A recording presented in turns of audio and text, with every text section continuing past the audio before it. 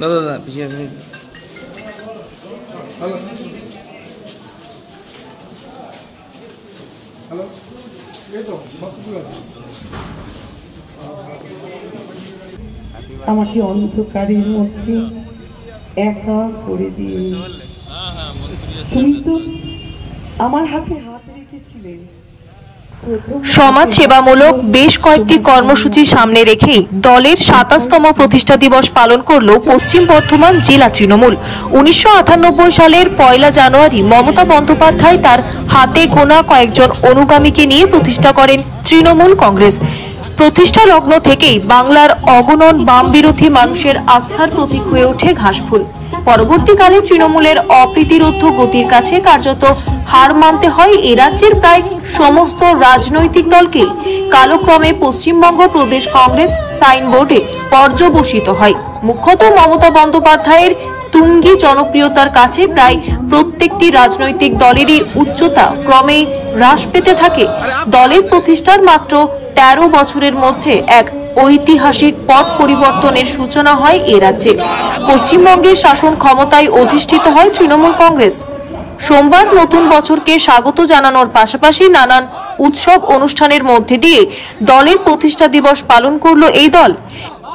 এদিন রাজ্যের আইন ও শ্রমমন্ত্রী মলয় ঘটককে সঙ্গে নিয়ে বিভিন্ন অনুষ্ঠান মঞ্চে উপস্থিত ছিলেন পাণ্ডবেশ্বরের বিধায়ক ও দলের জেলা সভাপতি নরেন্দ্রনাথ চক্রবর্তী। এদিন আসানসোল জেলা হাসপাতালে রোগীদের হাতে ফল ও মিষ্টান্ন তুলে দেন দলের দুই নেতা। নরেন্দ্রনাথ বাবু বলেন, এদিন যুব তৃণমূলের পক্ষ থেকে স্বেচ্ছায় রক্তদান শিবির, কোথাও স্বাস্থ্য পরীক্ষা শিবির ইত্যাদি সমাজসেবামূলক কাজের মধ্যে দিয়ে দিনটি উদযাপন করা হয়েছে।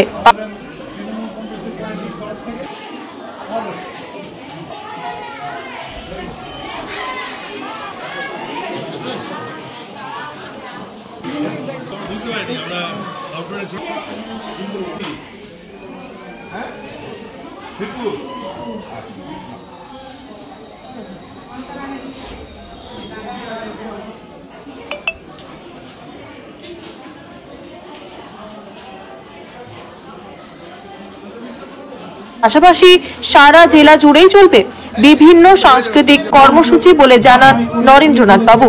যে লড়াই তিনি ৯৮-৯৭ সাল থেকে শুরু করেছিলেন, আমার আজও মনে আছে সেই ইতিহাসের কথা।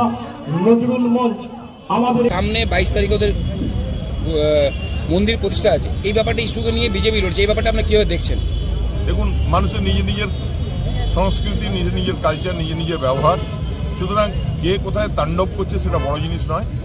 বাংলার মানুষ সুখে আছে, শান্তিতে আছে। মমতা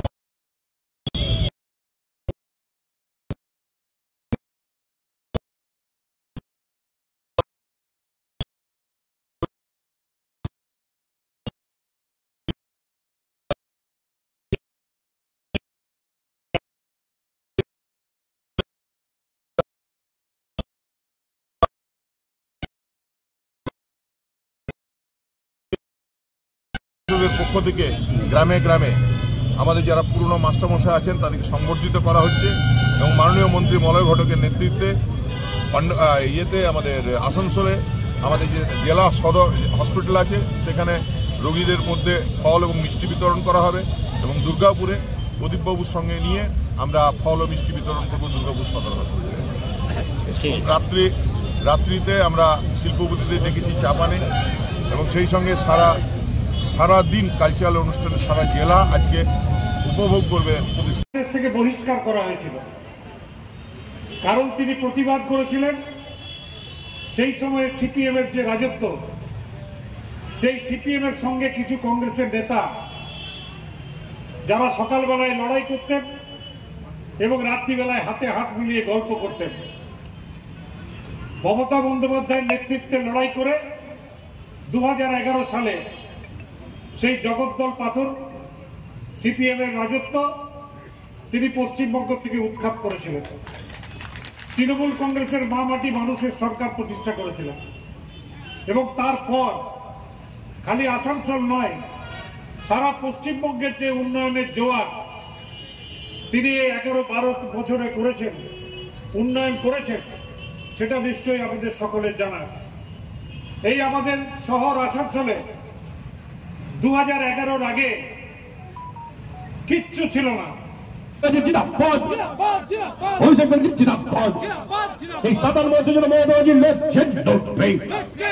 মলয় ঘটক মহাশয়কে মঞ্চে আহ্বান জানাবো। নরেন্দ্রনাথ চক্রবর্তী জেলা সভাপতি, দলের পক্ষ থেকে আমরা প্রথমে পতাকা উত্তোলন করলাম, তারপর কেক কেটে আপনাদের দমন চাই, দুষ্টের দমন চাই।